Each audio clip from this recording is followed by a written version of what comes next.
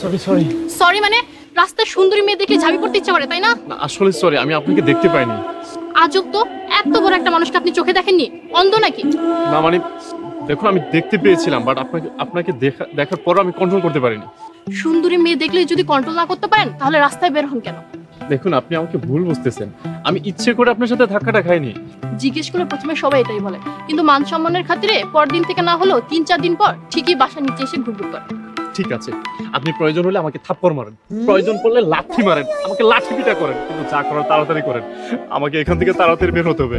আমি ছুঁচু মেরে হাত বন্ধ করি। কি আমি চুচু? তাহলে এখানে আপনি ছাড়া কি আছে?